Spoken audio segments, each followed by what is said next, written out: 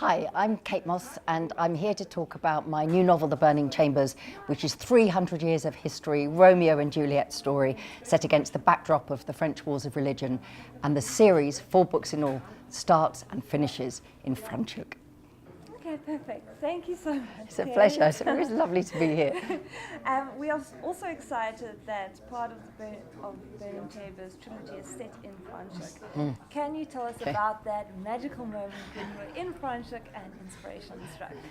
Well, it's all of my historical fiction are love letters to the southwest of France, to Carcassonne and to Toulouse.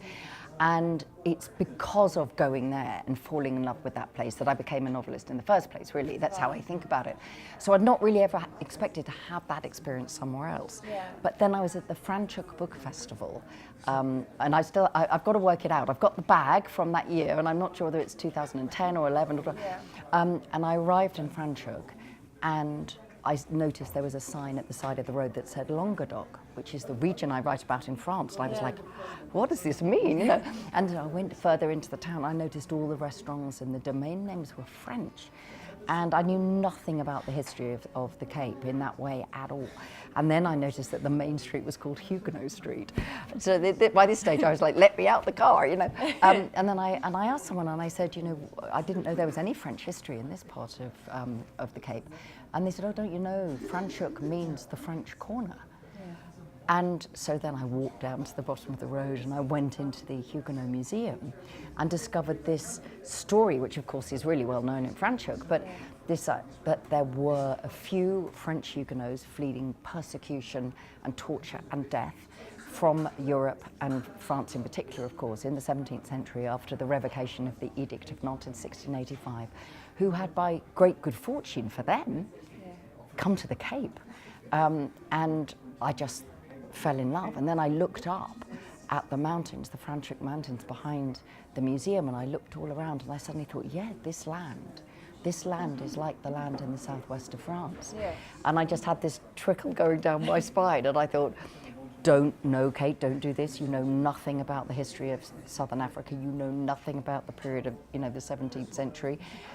This is not your story. But it just wouldn't leave me alone. And I just started to research and wanted to know who those French families were, why they came to Franschhoek, why they came to South Africa. Yeah. And little by little, I realized I was seeking out information. But it was, in the end, it was the same thing. It was being there in that landscape and thinking, oh, I could write a story here. Yeah, spoke to me. Oh, phenomenal. So, you know, what I've found through reading your novels is that the landscape it's a character of its own, and it reflects the emotions and the challenges of the characters. Yeah. How did you feel that the South African landscape, obviously Franschhoek in particular, reflected the particular challenges of these characters? Yeah, I mean, one of the things about writing the way that I do is that landscape is a character itself. And of course, obviously Franschhoek and the history of Franschhoek and the settling of the French Huguenots is part of that whole story about landscape and how I engage with it.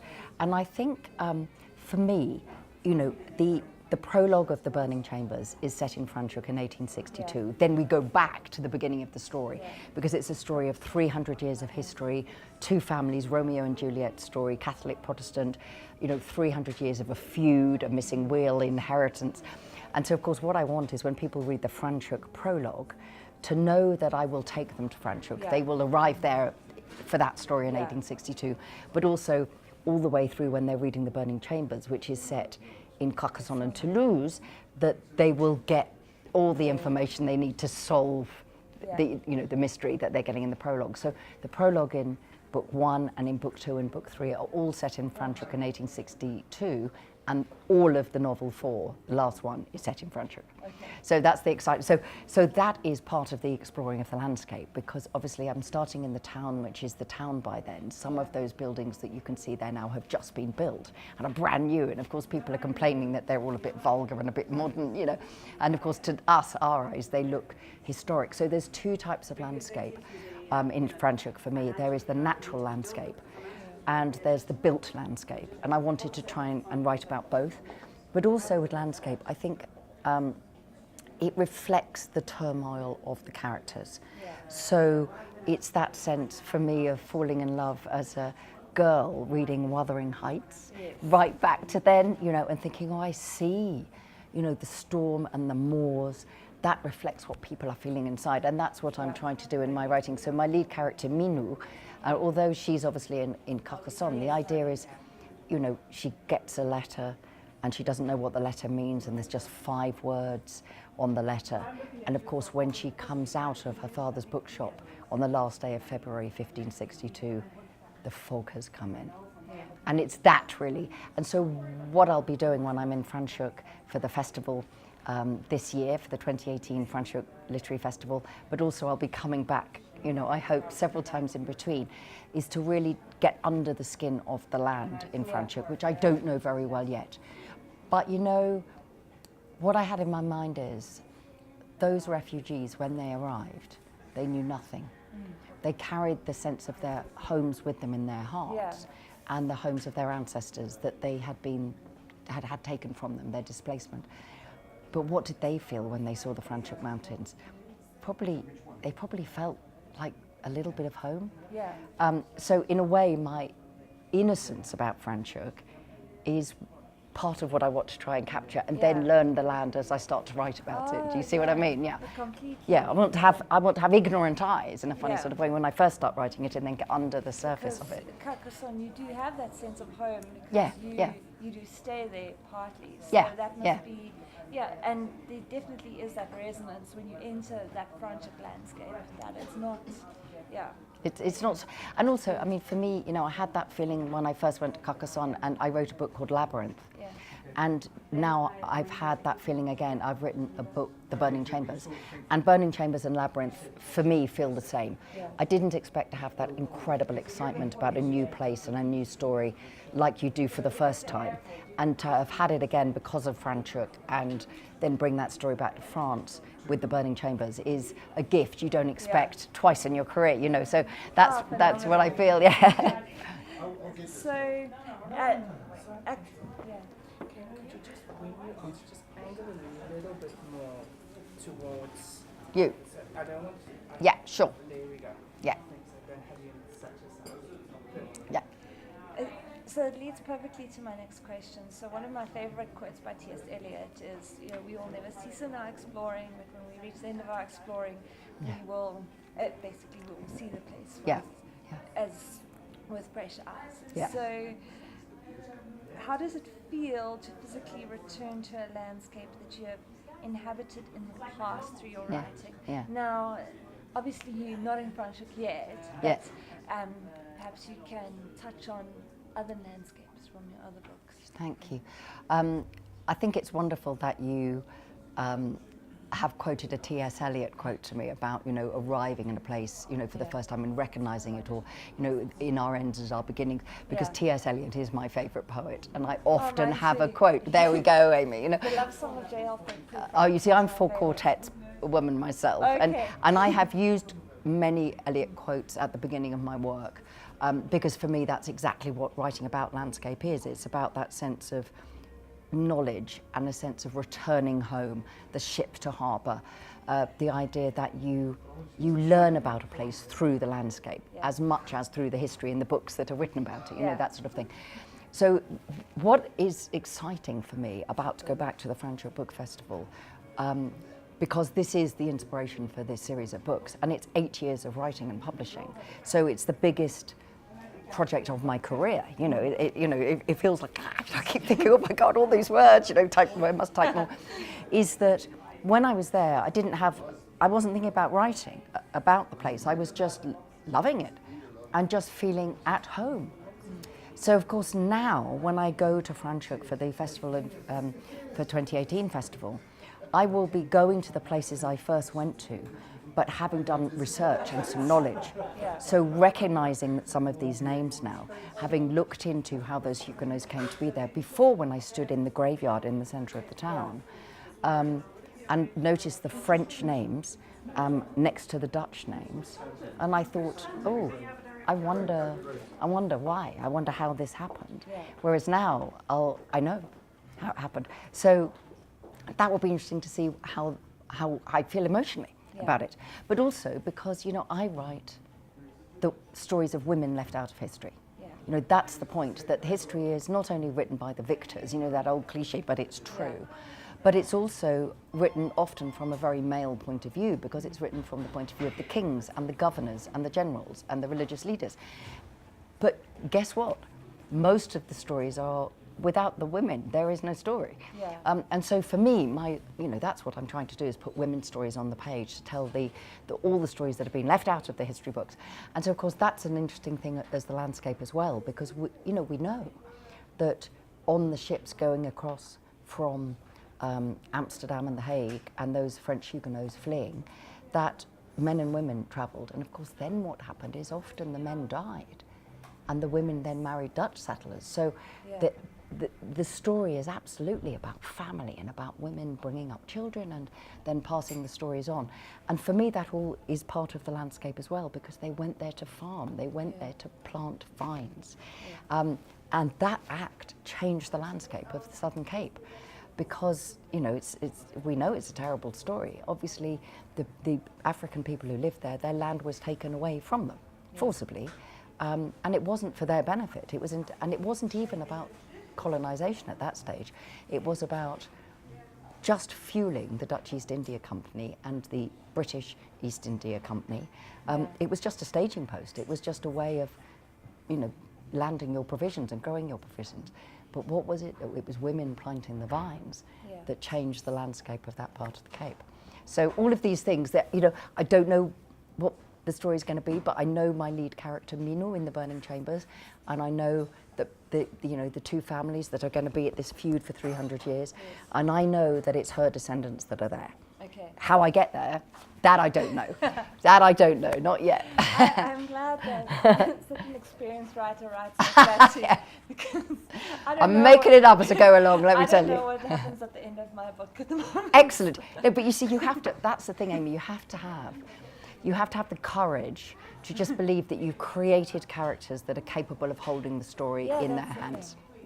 Because it's a character thing, because there is no plot without the characters to carry it forward. So if you just have the courage to keep going, it's partly what gives the energy on the page. And for readers, and we're both readers too, and your followers are readers, you know, passionate readers.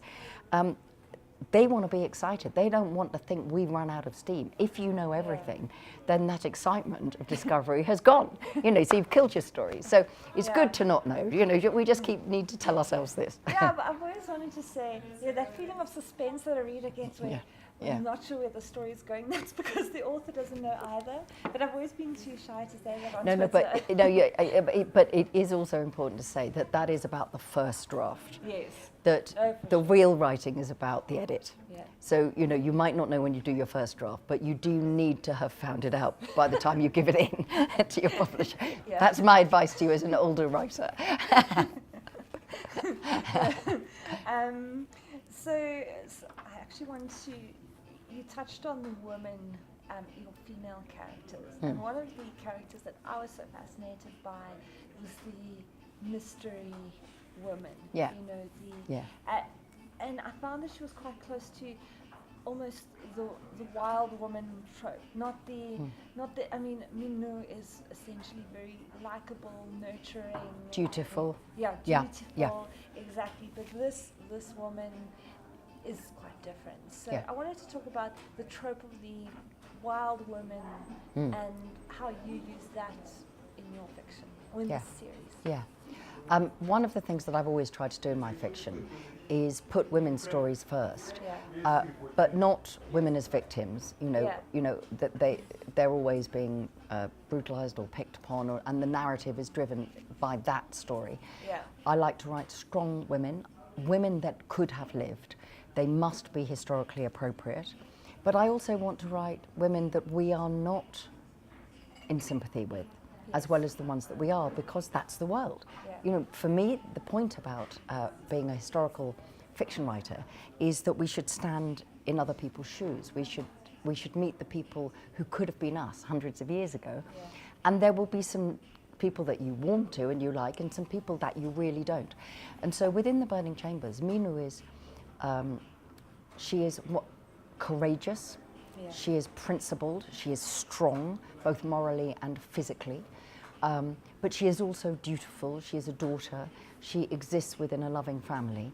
And when the story starts to take over, when she gets this letter that has these 5 words, she knows that you live, she thinks, well, what is this? Her world has, her mother has died in the plague 5 years before, but otherwise, her world is a safe and a happy world. She hasn't experienced, and she doesn't know that the war is about to break out the next day and her whole world will be destroyed. And that's part of also what I'm writing, is the fact that ordinary people have no power over their conditions. She's a normal daughter and neighbour one day, and the next day it's all about to be blown away. But on the flip side of that, when I wrote those words, she knows that you live, I was like, I had no idea who she was. That woman, who is that? I thought. So it's not that I decide that there must be the light and the dark and of those things within characters. It is about having a sense of the story I want to tell and those characters presenting themselves. And this particular character, I didn't know her backstory, I didn't know, but I knew what I needed from that character. So I started to write her, I started to realise that she too was a victim. But she had made very, very hard choices. And that had made her a pretty nasty person, pretty difficult person. And it's that thing, what doesn't kill you makes you stronger. She has made those choices.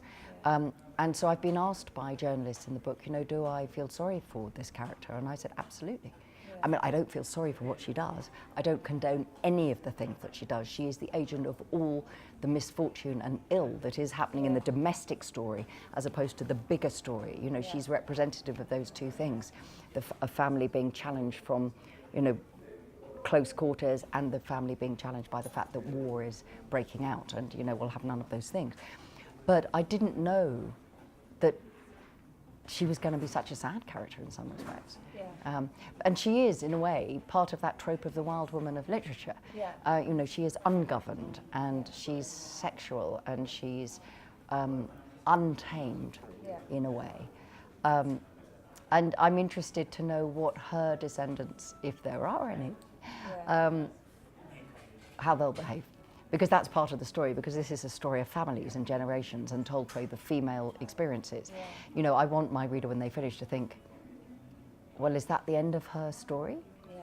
And you'll have to read book 2 to discover if it is. Then back to,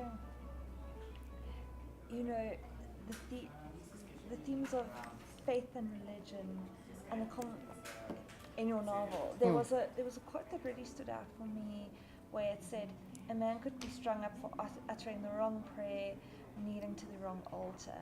And that just felt like it could have been written for the social media age. And how does writing historical fiction help you make sense of the present? It's a really interesting question about when you're writing historical fiction, if there are echoes with the present day, how much an author is conscious of that or ignoring that. The thing I would say for me is that historical fiction only works if it has integrity. And what I mean by that, it is written absolutely and only about the time in which it's set and the people within which it's set.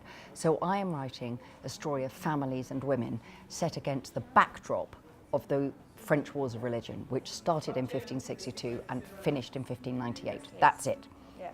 However, when I was first thinking about this series of stories, the world was not the world that it is now, that I'm publishing it into. And it's very difficult for people not to see parallels about, religious displacement, about one group of religious people being demonized amongst all others, about religion being used as a weapon and a brutalizing thing as opposed to a force for good. But I think that every novel is a relationship between reader and writer. When I publish my novel, The Burning Chambers, and I put it there, it then belongs as much to the readers who come to it as me as the writer of it. And you know this, Amy, as a writer yourself. And the readers will bring their experience, their values, their priorities, their preoccupations to the reading of the novel. In the same way that when I walk away from my desk and I turn the news on and I think, this is so extraordinary in a way, and there are obvious parallels, but I'm very careful not to make them, because this is about Minou and her family, and and 300 years of history. It is about the French wars of religion, but we never learn. We never learn. Exactly. That's the thing.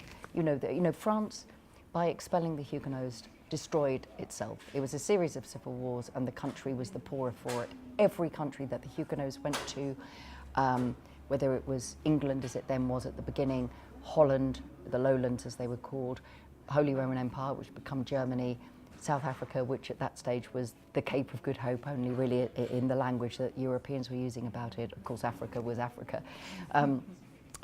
Everywhere the Huguenots went, they enriched society. We see refugees doing that today. But we also see the narrative is not that. No. And the narrative then was not that. The narrative was the Huguenots are the enemy. They are destroying the French state. We will expel them. Wow. I know.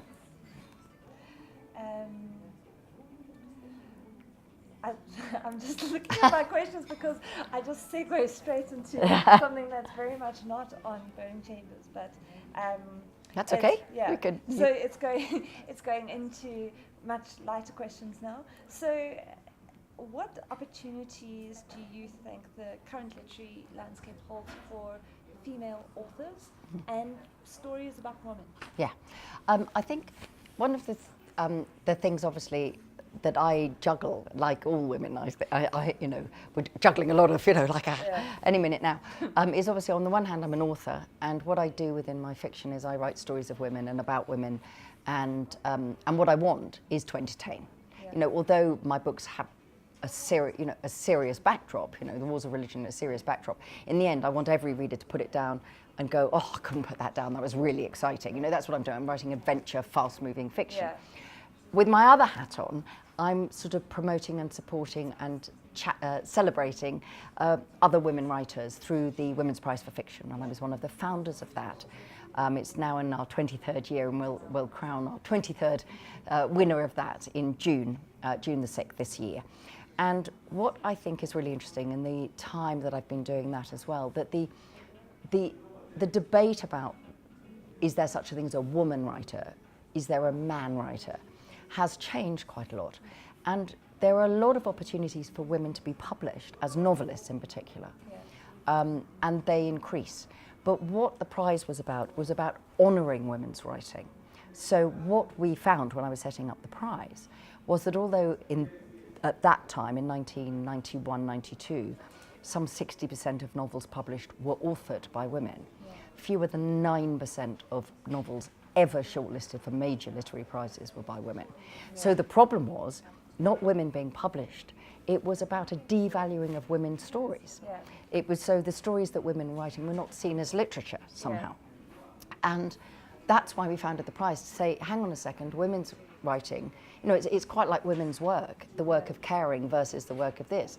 How is it that what women do is kind of devalued? It's not seen as important enough. Yeah. And I mean that across the board. We see that in the real world, as it were, that a woman who chooses to be a homemaker or be a full-time parent or a full-time carer, that's not seen as valuable work in the way that being a lawyer is or whatever. Yeah.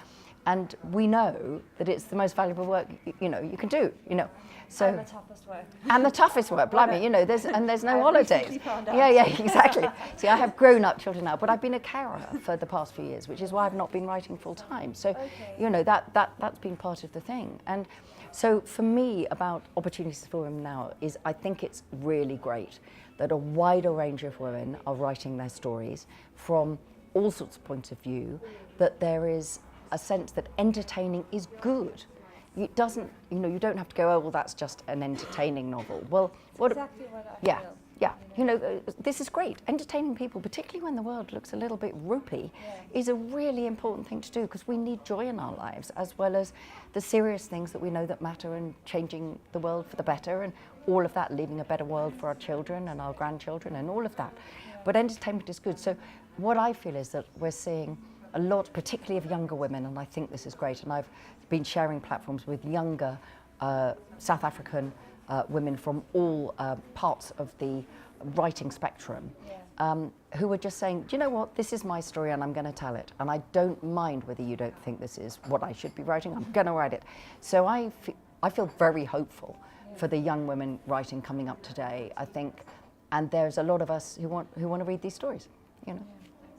I think one of the greatest questions I get asked constantly is, I'm going away for the weekend, or I'm so tired. I had a great example is a girl, she just had a baby. She said, I'm driving out, I have an hour to sit alone on the bed. What can I read? And that's a lot of pressure. And it's often a novel that is entertaining as opposed to, you know, traditionally literary. Yeah, yes, exactly. And also these definitions, it's like everything. We need to interrogate what the definitions mean. What is commercial and what is literary?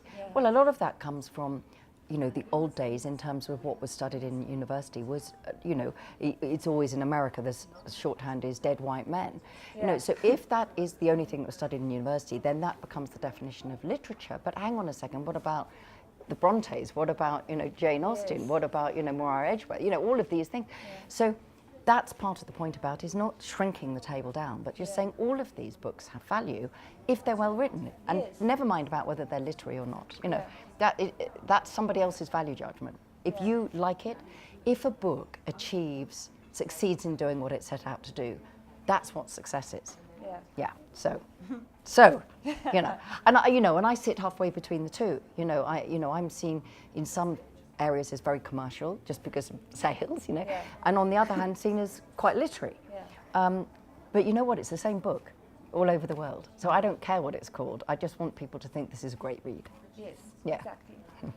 Then the final question is, so your books I see as completely immersive. They are the type of book that I would recommend to followers as something that they've got a big holiday coming up. It's something to dive really into. Stuck into. So, as a reader yourself, where's your favorite place to immerse yourself in a book? Oh, where do I read? Well, I suspect, like you, Amy, and I imagine like all of the people who follow your wonderful blog, I can read anywhere. Actually, because the only idea of hell for me is being stuck somewhere with no book. Oh my gosh. You know, on a plane or, you know, I read every night in bed before I go to sleep, even if it's one page, and then I'm like out for the count, you know, and I bet, you know, with young one you are there as well. So. Well, breastfeeding at night has been fantastic. Oh yeah, you're really good. Yes, of course, that's right. And I always used to have, when I was at that stage, long time ago now, I would always have a little pile of, we have a thing in the UK called Marmite. Do you know Marmite? Yes. Yeah, Marmite sandwiches was my thing. A book there, baby there, Marmite sandwiches. Yeah, mine was peanut butter sandwiches. Oh yeah, what is that? It's that sharp salt hit in the middle of the night. So, and obviously, but I do love, for me, the sun is always about relaxing. And so I'm here in Johannesburg for the first time, and I had a few hours off yesterday, and I read a new author to me, who is a South African author called Tony Park, who I'd not come across. He's really big here, but you know, it's really hard. And I just sat in the sun, you know, with my sunglasses on.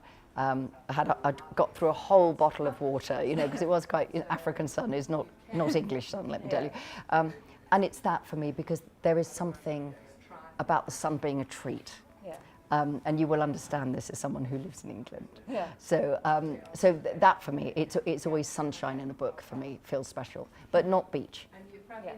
The sand, all that, too much. No, it gets between pages. Yeah, that's right. Suntan oil. Sitting in woods or in a park or something like that, garden, that's it, nice and calm, listening to the birds. And boy, are there some crazy, wild, fabulous birds here. So every time a bird would appear, I'm like, oh, what is that? You know, it's so big, you know. So that was it. So it's perfect. Funny birds, something nice to drink, bit of sunshine. Oh, fantastic. Well, thank you so much for your time. Thank you very much. And for answering my questions so beautifully. It's a pleasure. Yeah, we are done.